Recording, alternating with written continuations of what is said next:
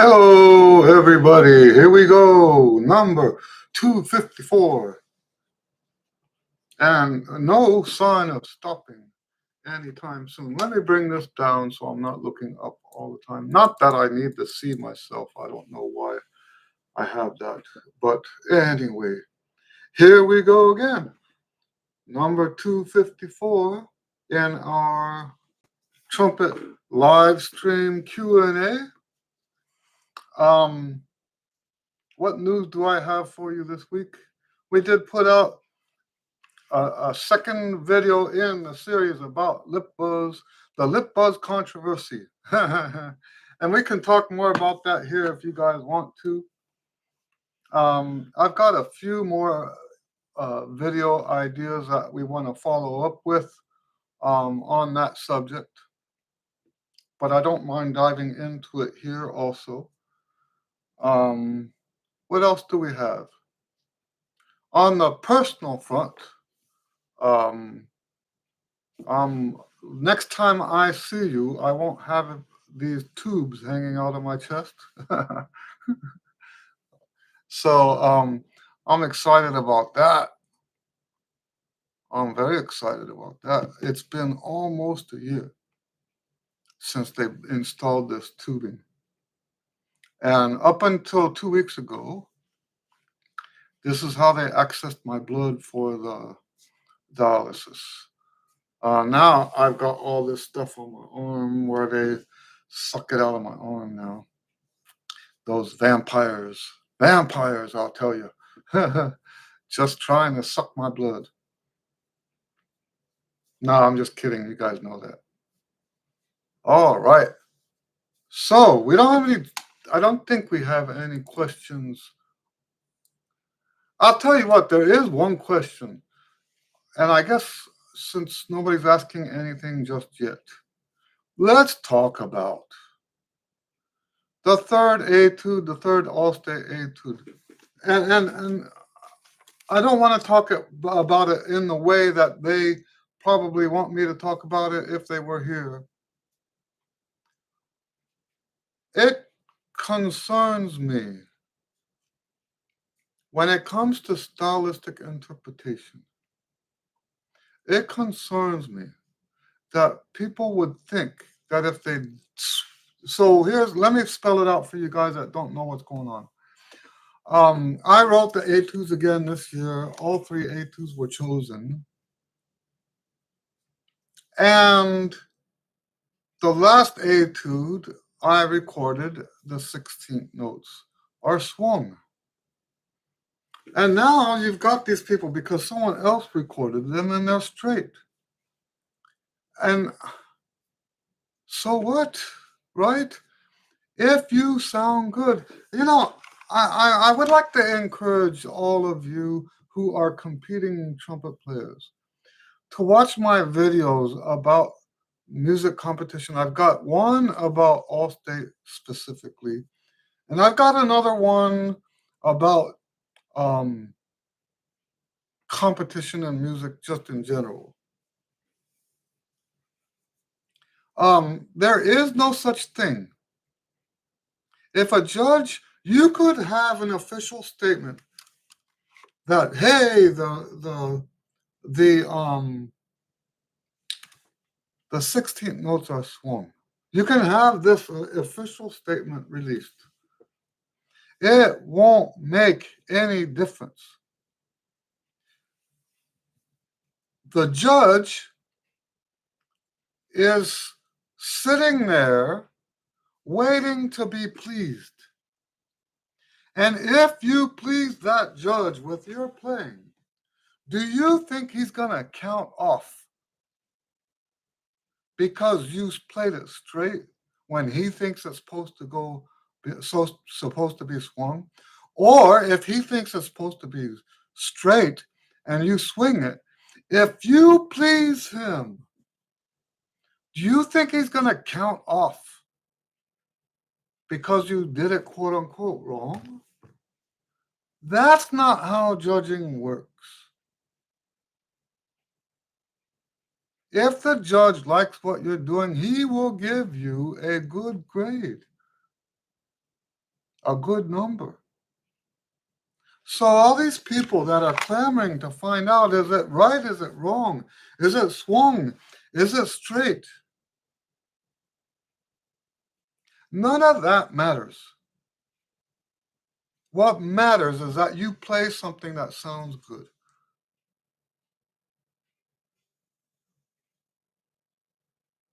And the first step is to play something that sounds good to you.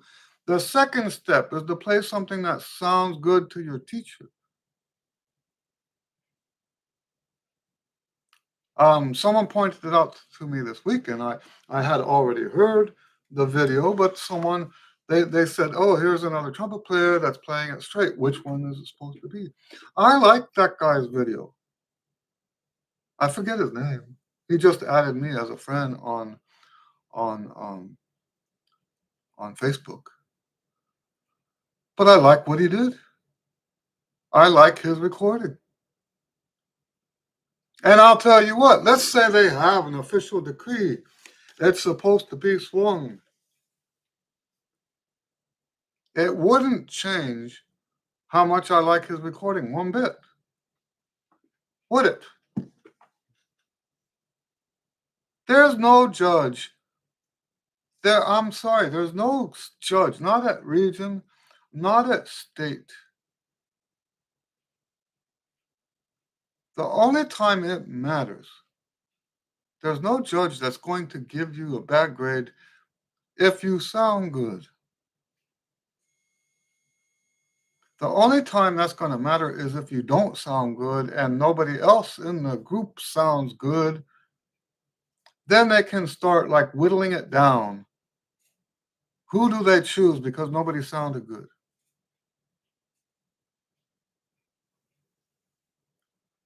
Does that make sense? You know what I'm saying? We like to think that music competitions are more objective than what they really are.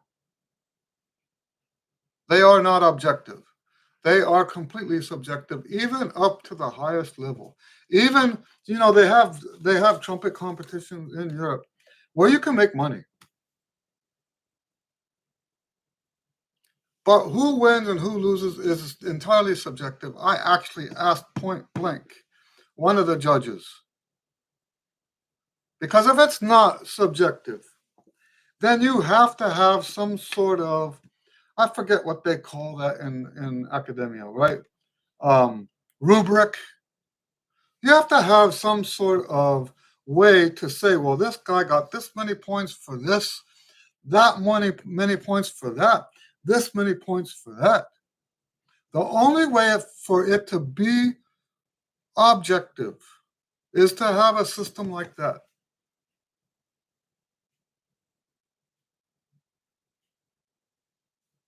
And I was at ITG, and they had a little meeting about these international contests. And I asked one of the guys that judges these things, um, I won't say who it is, but he's a friend of my last teacher.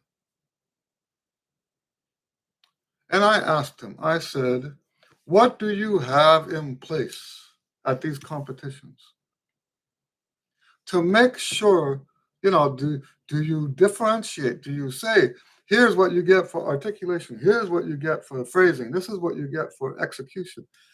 He said, no, no, no, there's nothing like that.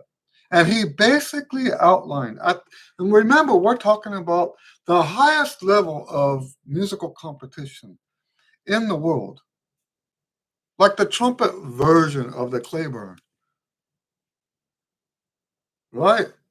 And he basically told me exactly what I told you in that video I did about auditions. Basically told me the exact same thing. If they like it, you win. If they don't like it, you don't win. And you know what? You can explain it all you want. Why you counted off. How much does that really matter if it's not objective? If it's subjective? and the guy's just telling you why he didn't like it, then what good does it do to know why he doesn't like it if the next guy that you end up auditioning for doesn't feel the same way? So yes, even at the all state level, all region level, I promise you, if you make sounding good your top priority, sorry, I got some hiccups. If you make sounding good your top priority, you're gonna get in, unless what you think sounds good is offensive to somebody. And that's why, by the way, if you're interested in competing, don't just do one competition. Do every competition that comes up because it really is a numbers game. But anyway, it doesn't matter. Swing it, don't swing it. Um, it doesn't matter. Make it sound good. I use that other guy, the guy that has the video where he's playing it straight. I use him as an example because he sells it. You know, I have a piece. I'm going to give you one more example. I have a piece that I wrote. Was it the piece I wrote for Leonard? I think maybe. And someone in Germany bought it, and he made a recording of it. It's not a jazz piece, but he jazzed it up, and I liked it. It was one of the most creative interpretations of one of the pieces I've written before. Right? Um, I'm fortunate that people do perform and record my pieces, my compositions. But that was interesting for me to hear. I forget the guy's name, but he played one of my unaccompanied trumpet solos, recorded it, and it was completely different from what I would have done, but I liked it. And I can't imagine him playing like that at a contest and someone says, "That's not how it goes." Well, if he did a great job and he sold it, you know what I mean by selling it, right? If you do a great job and people like it, and how do you sell a musical performance? In my opinion, you sell a musical performance with musical honesty. That's my opinion.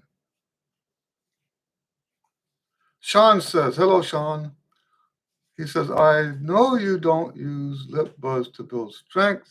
That's correct. But I think it's a side effect. Agree or disagree? I never said that it doesn't build strength. I said that's not the reason. So yes, you got that right. That is not the reason why we do it, but it is one of the benefits. And why is it a benefit? Because it makes you so tired. What you do to make you tired will give you strength. Now, here's the trick. What's nice about lip buzz specifically is that it's fatigue that's directly related to your trumpet. So the fatigue you build with lip buzz is going to be 100% applicable to playing the trumpet. Whereas doing the P or the pencil exercise or the ooey exercise or the fish face or monkey face, any of those exercises are not 100%. I think what gets closest to lip buzz in terms of building strength is the Pete, but it's not 100%. Does that make sense? It's close. I would say it's 99 or 90 to 99% applicable to your trumpet. Hello, David. Nice to see you. And then Kevin, nice to see you. Kevin says it don't mean a thing if it ain't got that swing. That's right, man.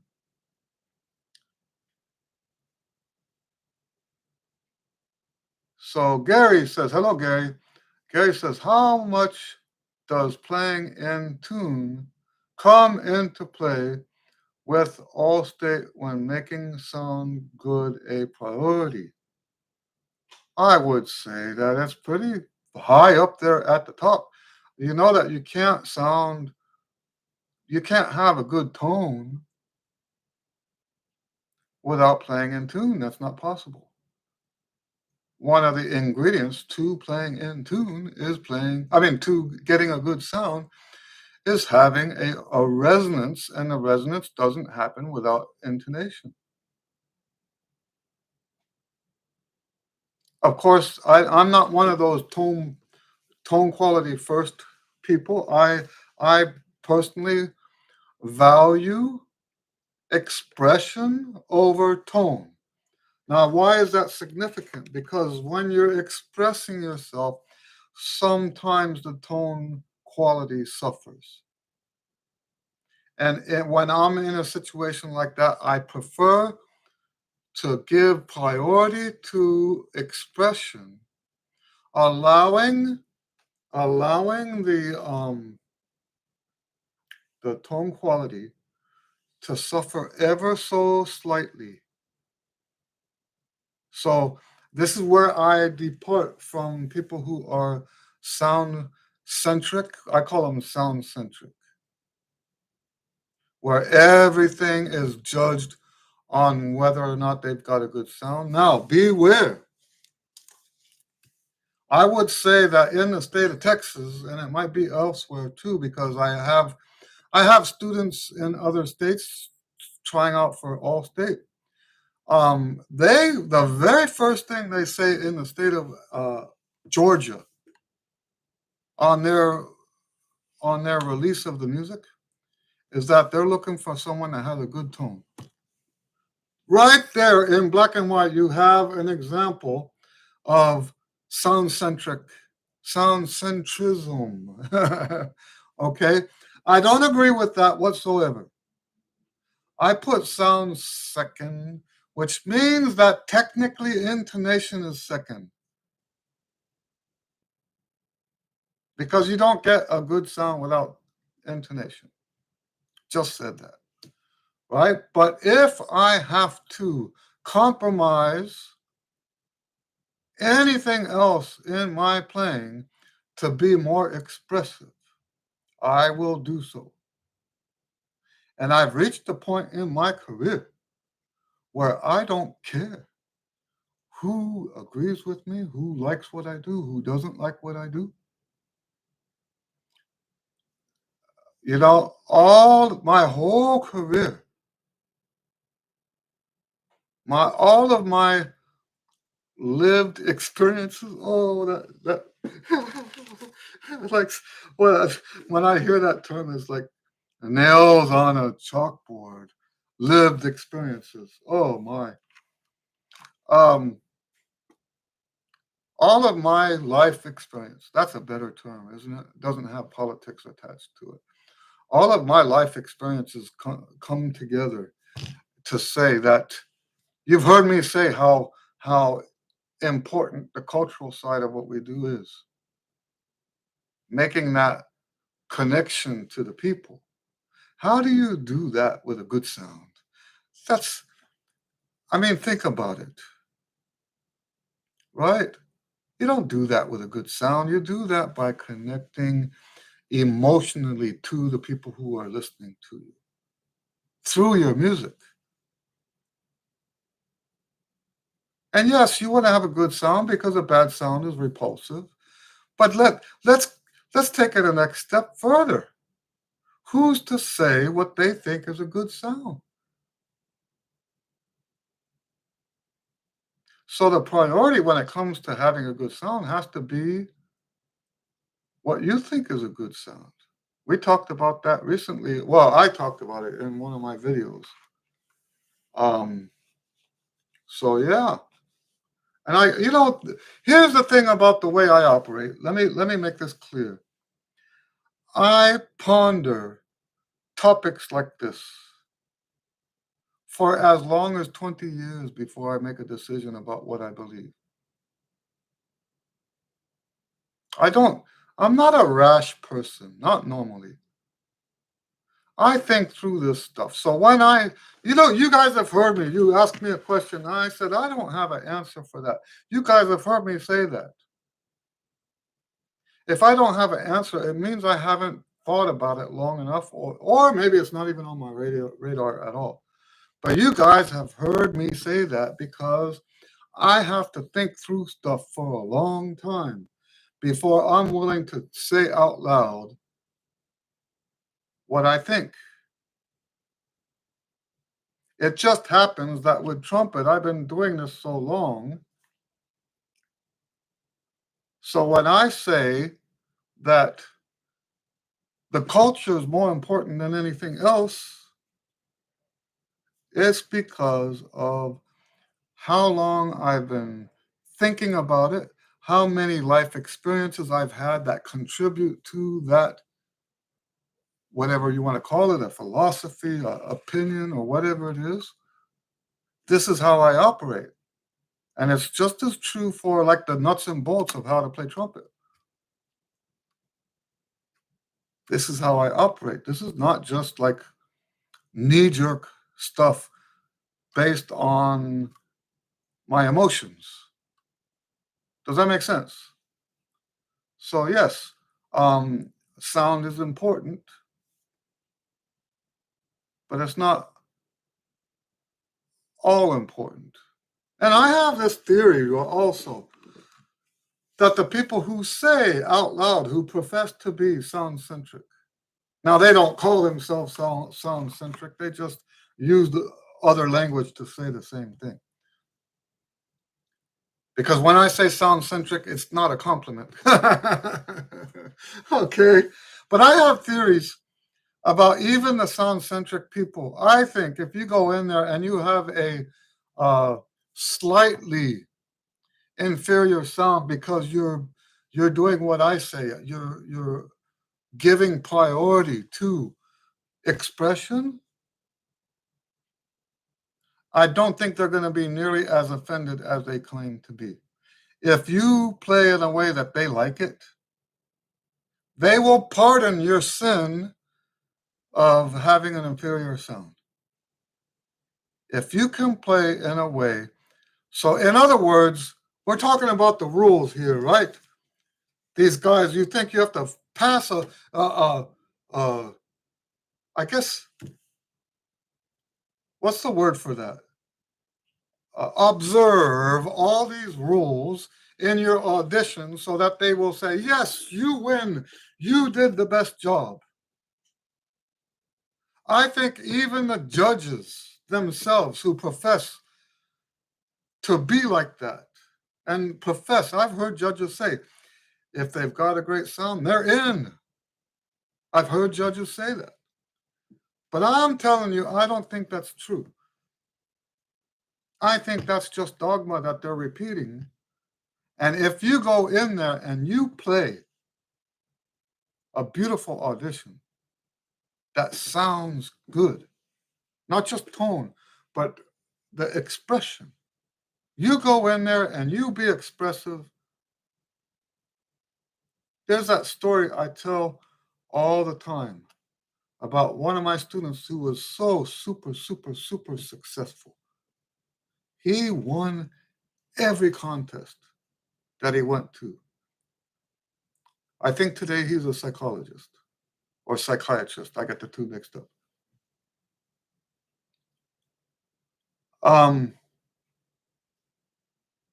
But he never made All-State until his senior year. And the reason why he didn't make All-State is because he thought for the All-State level, he had to observe all those rules.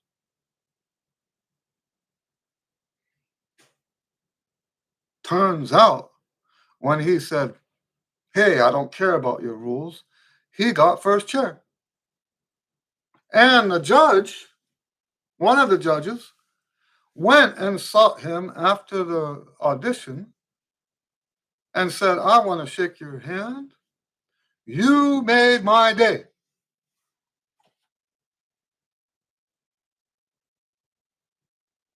And he was giggling when he told me, and I did it my way. Right? He did it. He did what he thought sounded good. He was expressive, and he expressed himself through the Allstate music, made first chair.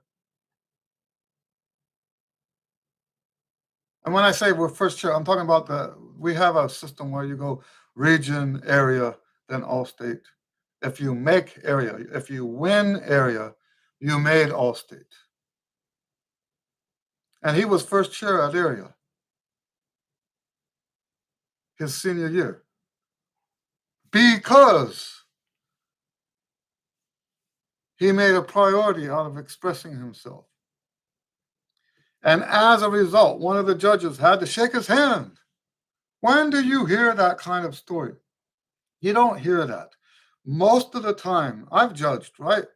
Most of the time, it's all just awful. Don't be offended by that. It's true. Most of the time, when you're sitting there, just about all of it is awful. And I don't mean awful that they make a lot of mistakes. Some of them don't make any mistakes at all, and it's still awful.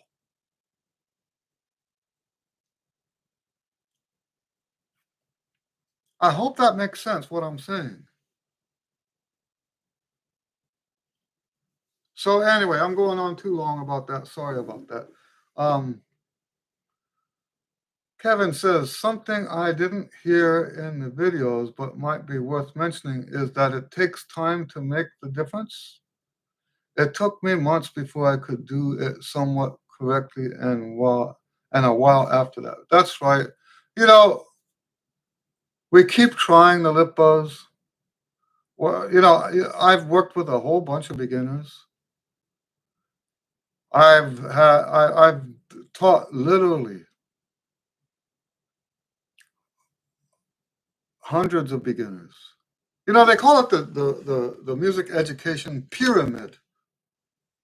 The virtuosos are lonely at the top. And then you have the worse the students are, let's not say worse, but the more beginning they are, the more students there are. There are always more beginners to teach than there are virtuosos. It's a pyramid, right? So I've literally taught hundreds, and I'm still teaching beginners today. And yes, it takes a while to get a good lip buzz. It takes a while. Now, some people do get it faster than others, but yeah, it's not an overnight thing.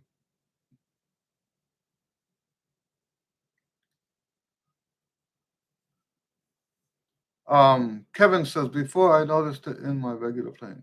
Okay, right. You're talking about the benefits. That's right. Lucif. How do I say your name? Is it Lucif or Lucif? And is the accent on the first syllable or the second syllable? Lucif says, hello there, Lucif from Romania. Woohoo! Hello, Lucif. Kevin says, the comment was too long for how much YouTube was allowing me to type. All right. All right, guys. Great questions.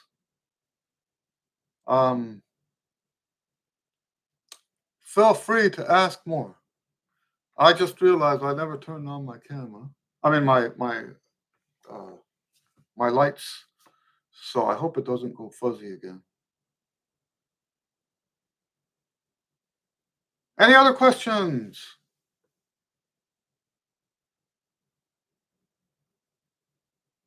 Last week I told you guys that I had a real bad dialysis session right before this. Well, this week was a whole bunch worse. But I'm doing some new stuff to help me be more awake when I get home. No, it doesn't include coffee. Right? Kevin says, I have a weird one. How often to take apart your trumpet and give it a bath with all the brushes? So that's kind of personal, right? And I don't mean personal like don't ask me that. I'm saying it's personal. Each person does it differently. I can go a year or two, but let me clarify here. The reason I can go a year or two is because I use the spitballs. And I try to do spitballs once a week. Lately it hasn't been once a week, but I try to. And I think the spitballs are the reason why. Too bad I don't have a. Kevin says, "What is a spitball?" Let me go get a bottle of them.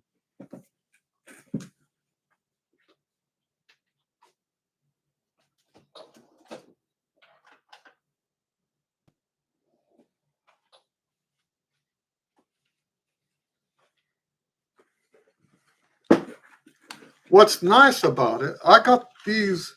I bought 2 or 3 bottles several years ago on Amazon. Let me pull up. Too bad I don't have a what do you call that? Affiliate link for Amazon, huh? Spitballs.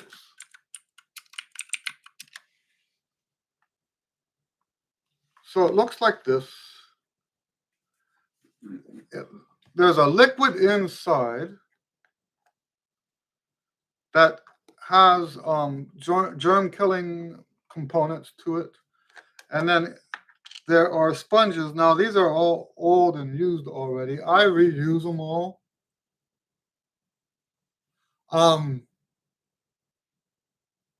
Little sponges.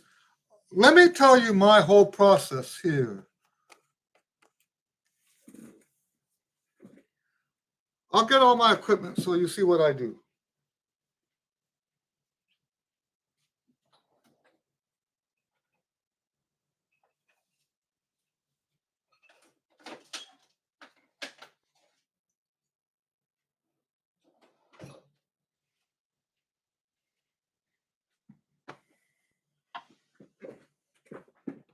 This is here's a tangent for you. This is a very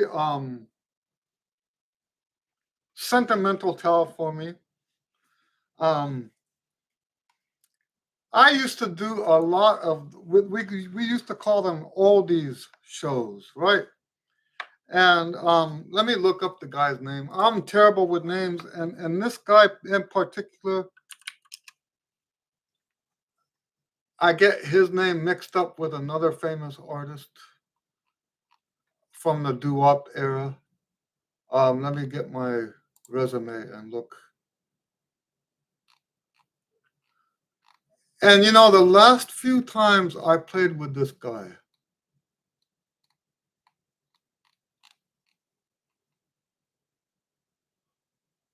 Frankie Avalon. The last few times I played with this guy, he ate lunch with the band. He was so friendly to the musicians, and I'm going to tell you, most of those guys are not. And in fact, I remember the first time I played with the OJs. The musicians come in this way, the OJs come in this way. You never see the artists personally in person. Now, I like to blame the musicians for this because how often do the musicians? It's to me, it's disgusting. It's so. If I was an artist, I would do what the OJs do too, because I don't want when I'm in my time off. I don't want to take pictures and sign autographs and stuff like that. And the musicians should know better. But here's the thing, Frankie Avalon. I hope I'm saying the right person. Yeah, I think it's Frankie Avalon. Anyway, so Frankie Avalon comes and sits with the guys and talks with them. The so I went a bunch of times when I lived in El Paso. I played with him, and then I went a long time not playing with him, and then I started playing with him again. In that period where I was playing with him again, he would come in, we would have lunch, and then everybody would grab hands around the table, and he would lead us in prayer before we go on to stage. How cool is that? From a famous person like that, bringing himself down to our level and then leading us in prayer about our performance. So yeah, now why am I talking about this again? Oh, because this rag was from the last gig I did with Frankie Avalon, and I hooked it. So anyway, let me show you how I clean my horn on a weekly basis. I take the mouthpiece out, I do the mouthpiece brush. Then I set it aside. Then I put the horn, I hold this ring and I put the horn under the sink. I have a nice deep sink in the kitchen, and I put the horn under and I run hot water through the horn. While the hot water is going, I do this with the valves, just to knock the junk on the valves off and get it flushed out. Then I blow all the water out. Then I take one of these. I'm not going to do it, but I take one of these. I take this. I push it down. If you don't push it down, it won't get past the receiver. I push it down. Oh, and then I blow it through. I blow it through once without the valves down. Actually, not once. I blow it through 2 or 3 times without the valves down. Then I blow it through 2 or 3 times with the valves all the way down. That way you're getting all the tubing. Then I put it back under the sink so that all of the bits that got knocked loose with this get flushed out. This instrument is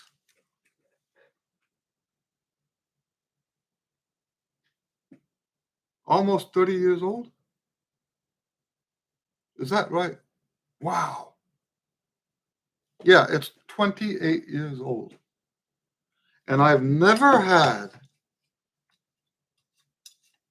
the insides look so good on a trumpet.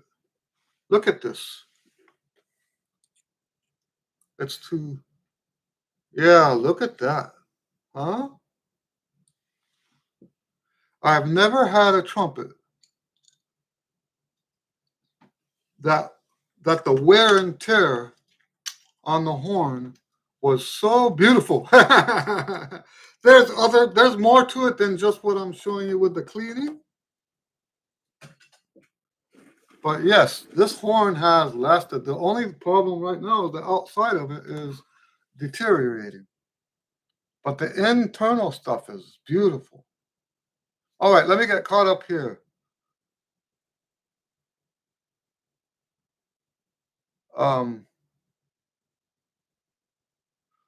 David says, I get lost sometimes in trying to improvise, like, where am I?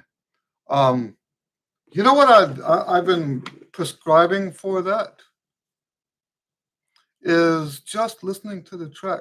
So like if you have iReal Pro, Just sit and listen to just I Will Pro.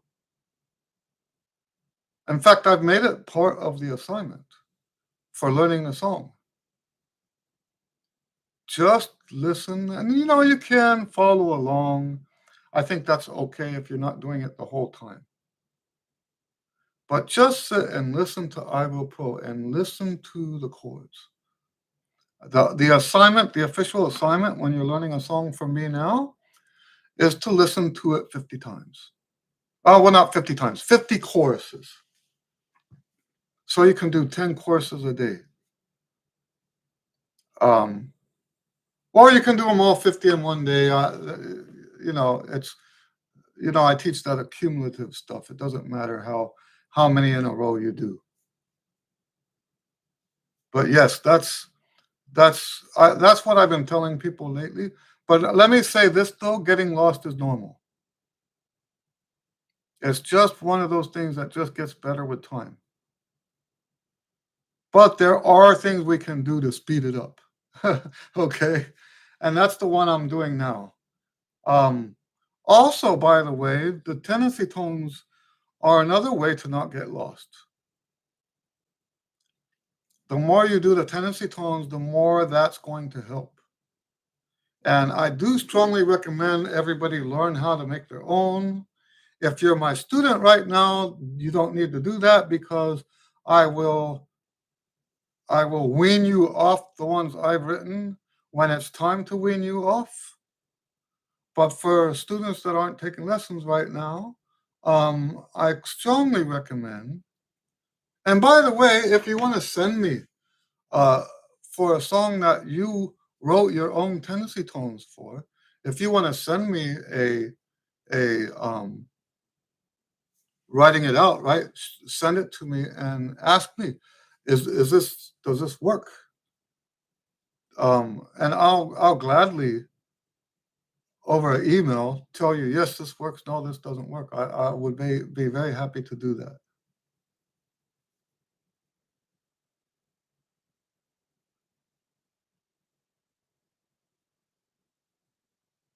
Losif says, I really appreciate your effort to share with us here on the YouTube channel, and I'm glad that you promote Christian music on the trumpet a lot. I've already learned a few songs from you. Thank you. Well, you're welcome. You're welcome. That's what we're here for. Kevin says, thank you. I will get some of those spitballs. Okay. They're really cheap. I pulled it up because I wanted to look at the price. Um, oh, not as cheap as they used to be. What's going on here? I paid $3. Maybe they're coming from China. And I don't mean that sarcastically. I mean maybe there's a tariff. I don't know. How is that just one bottle?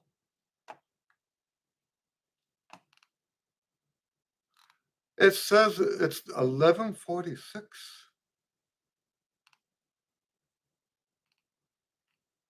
I wonder if it's made in China or some country that's got tariffs. Wow, that's a huge price increase.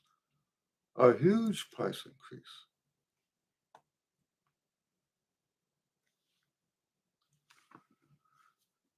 Kevin, oh yeah. Hello, Karen. Nice to see you. Karen says, "Hi, Eddie. Have I asked if it's okay to use spitballs with a flugelhorn? I do it. I just don't do it as often. And there is a problem with the flugelhorn, depending on the way it's designed, that it might get stuck in the bill. If you think about how spitballs work, depending on how big your bell gets, and if it does get stuck, then you're going to have to flush water through the other side to get it out. So just keep that in mind. I would test it. Here I am saying test it. Right. It might get stuck. So be careful with that. Now, okay, so you could use water. You could also flush it out with a snake. But here's my advice: if it does get stuck the first time, don't do it again. I hope that's pretty obvious. Um, no, that's right. Gary said it too. Probably a tariff. It's still worth it though. I bought the bottles that I bought, and I reuse them. I don't think they intend for you to reuse them, but I do. I I wash them off, and then every once in a while I'll put rubbing alcohol back in. I don't think that's what they originally have, but that's what I put is alcohol, um, so that it does a better job cleaning inside.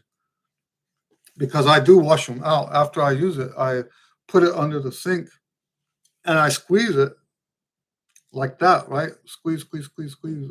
I keep, yeah, I do this while the water's running on it to get all the dirt off. Um, but that's how I do it. Um, I did have a student, and it was weird, right? They quit right after this. I had a student that the the girl, uh, she put a spitball through her horn, but she didn't have big enough lungs to push it all the way through. And they ended up, without calling me first, they ended up taking it to the shop, and there's people at the shop. This is one of the things I don't like about people who repair horns, is they treat everybody like an idiot. And they are some sort of genius mastermind, and everybody else is stupid. And they say, oh, we don't like spitballs. Spitball, those are bad. Don't ever put those things in your instrument. We're constantly having to repair instruments that have had spitballs put through them. We're constantly having to fix them. That's stupid. There's no such thing as constantly having to fix an instrument that had a spitball pushed through. Here's the problem with our society today. Everybody wants their opinion to matter more than everybody else's opinion. So they have this posturing going on as if they are some grand authority. If it was true that spitballs were that bad, who would buy them? But this shook my students' parents' confidence so much in my teaching that they quit soon after that. And, I don't appreciate that. I really don't. I don't appreciate. I sent that student there to have, not, that sounds like I just contradicted myself. The reason why they had a relationship with that store was because I sent them there earlier.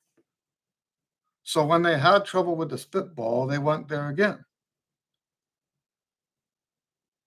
I send business there all the time. I don't necessarily like them because of what they've done. But yes, there are so many of these, and it's not just the instrument repair people. It's our whole society. The teachers, we've talked about this with the teachers before. The teachers have to posture themselves in a way that you don't question them.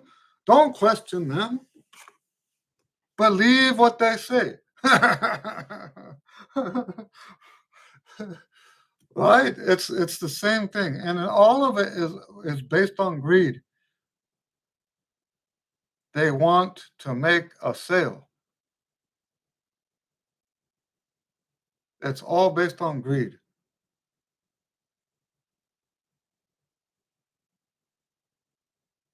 And it's very disappointing.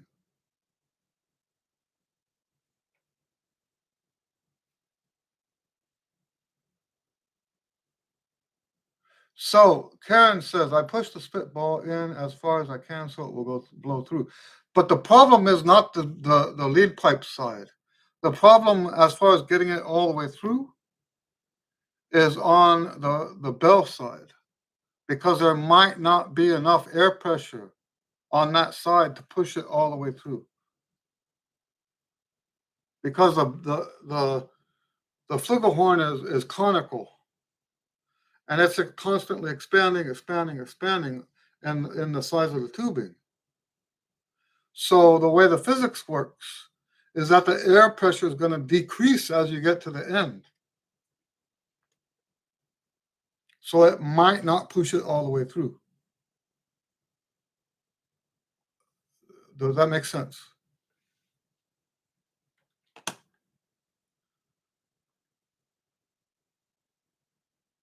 Gary says, that's not a good tech and a rude parent for undermining you. Yeah, well, that kind of stuff happens. You can't avoid it. I know guys that try to like protect their reputation by like going back to every single thing anybody ever said bad about them. You can't do that. What it makes you look like, it makes it look like everything they're saying is true. Right? So anyway, Kevin says, I'm very fortunate to have wonderful shop here in Arlington. They are nice and down to earth. Been going there for 20 years.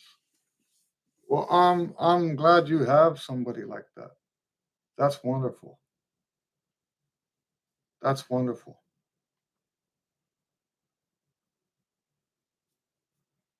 All right. Any other questions? This was a different one, huh? Talking about spitballs, and cleaning your horn. Yeah. Any other questions?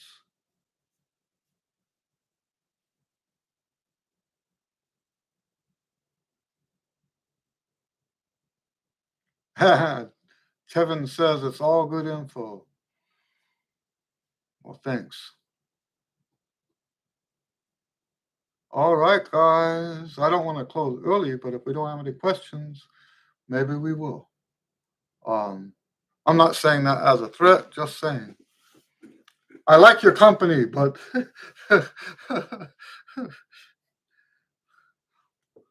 Karen says, I came in late, but I heard you talk about expression. Any tips for improving expression, or is that just a talent thing? Okay, so let's talk about what aspects of music um, contribute to expression. There's dynamics, there's phrasing. In fact, phrasing and dynamics kind of go together, right? There's style. Style is part of expression.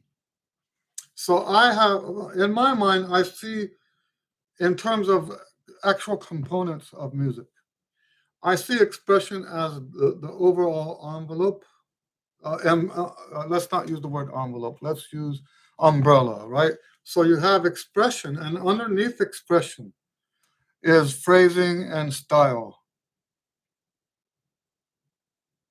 and stuff like dynamics. But like I said, for the most part, dynamics is encapsulated. Oh, excuse me, encapsulated inside of um, phrasing. My definition of phrasing may be different from other people. I've heard people, especially in the Tejano world. You guys know that I've recorded a bunch of Tejano albums. a bunch of them. I even have an album that I recorded that got a Grammy. Um, and in that world, the word phrasing is basically where do you breathe. And even though that's part of it, for me personally, and I'm not saying they're wrong, cultural. Remember, it's all cultural. So when you're playing with people who that's what the word means, then you go along with that. It's cultural. So it's not. This is where people get it wrong. It's not right or wrong. You don't go to somebody else's gig and tell them they're doing it wrong, right? So anyway, for the most part, dynamics are included inside the phrasing. There are exceptions where the music might be a little bit more rhythmic and less melodic. Then the dynamics themselves are more percussive.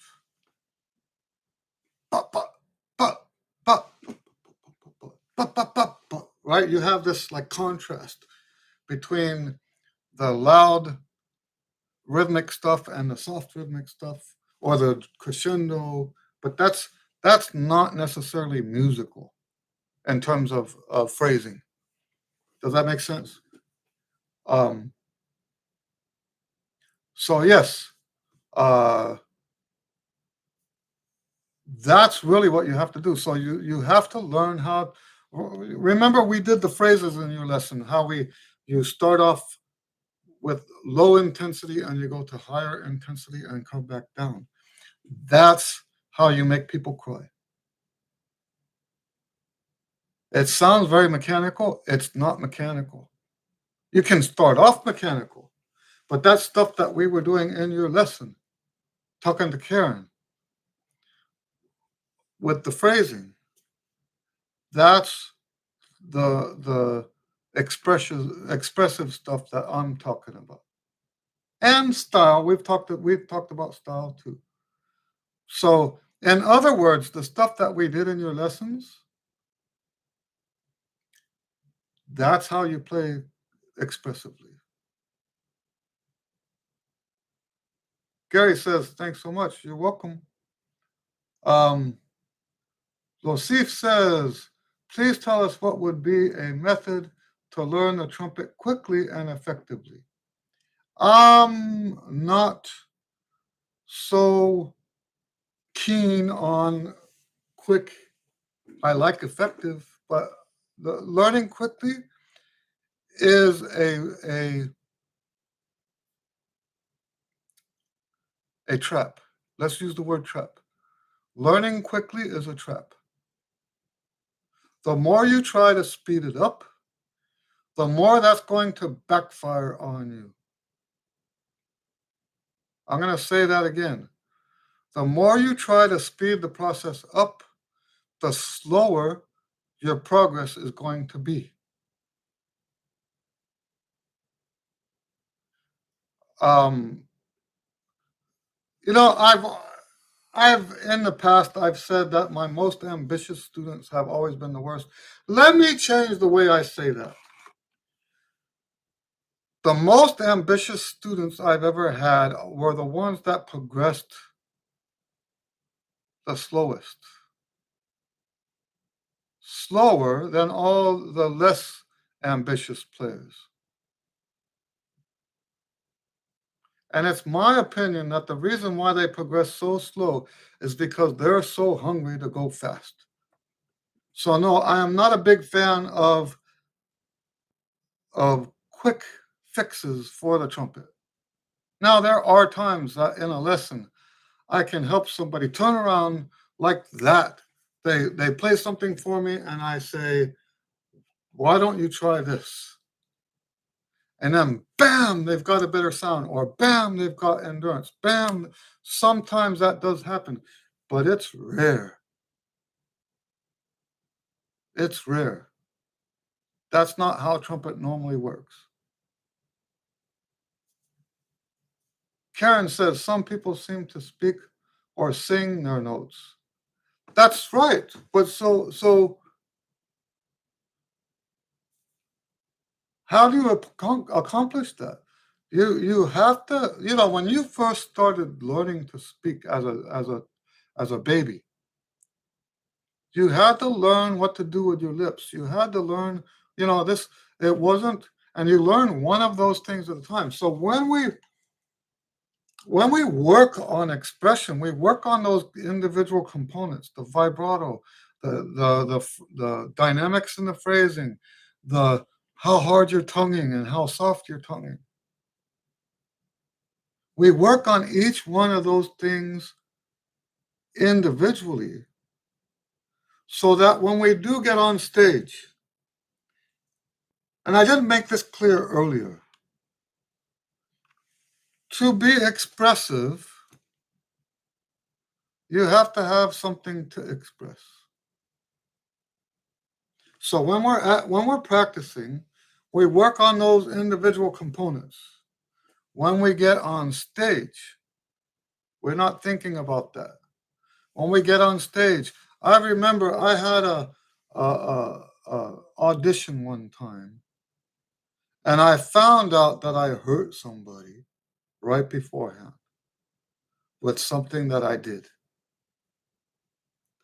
And it was a bus drive from El Paso to the Panhandle, like a 12-hour drive, and I was distraught. I felt so bad for hurting this person. And when I got to the audition, all of that emotion that I was feeling went into my horn. I didn't have to think, make this louder, make this softer, put some vibrato. I didn't have to think all of that stuff. My emotions pushed the expression. And we as performers, when it comes to being expressive, we sort of have the same job as an actor or an actress. Because we have to get up there and have something to say, whether we have something to say or not. And we have to learn how to turn those emotions on when we need to. So when I play, even at the beach band, right? We're playing high school level music. If I have a solo there, I reach deep inside and I find that emotional trigger so that my emotions can drive all those things in my expression. I'm glad that you asked this because I'm glad you said that about the speaking and the singing. When it's the outpouring of emotion going through your horn, you can't help to be expressive.